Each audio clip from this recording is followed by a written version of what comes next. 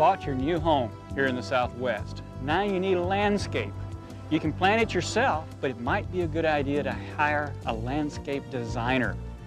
But what do? What are the questions you ask? Dr. Ralston St. Hilaire teaches landscape design at New Mexico State University, and he's going to give us some pointers today. Ralston, thank you. Good morning, Curtis. If you were the landscape designer designing this property, what are the things you would do first? Well, Curtis, one of the first things we want to do is take a site inventory.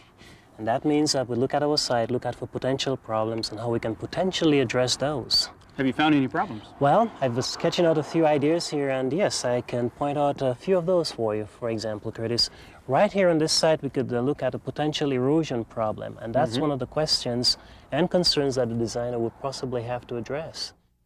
Well, Ralston, it's flat up here. Do we have any problems up here?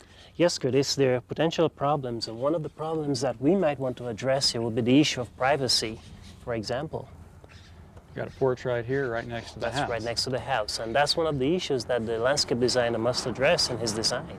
Is there anything else we need to consider here?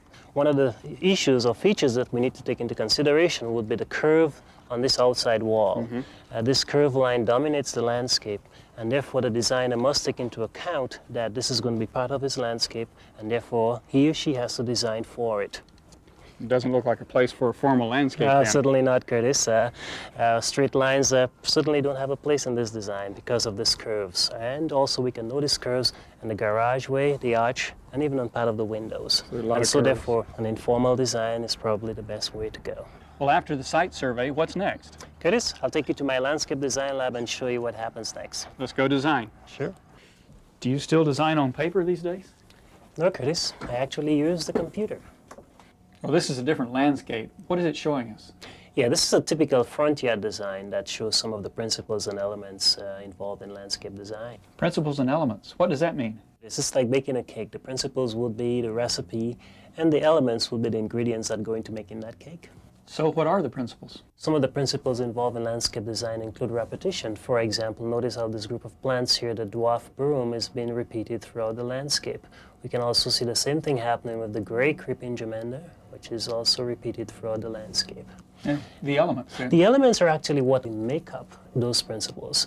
So in the case of the creeping germander, for example, we can look at the texture of the plant or the seasonal color, which would be another element of design.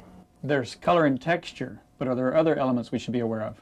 Yes, we should also be aware of things like line, for example, as we're going to see in this design. We could see this line in the landscape.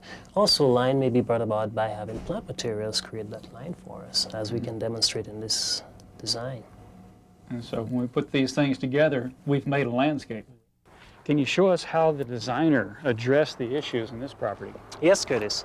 One of the things we can immediately see is that the designer has used curved lines in the design. And that does two things. It accentuates the curved lines on the outside wall, as well it accentuates the curve on the sidewalk.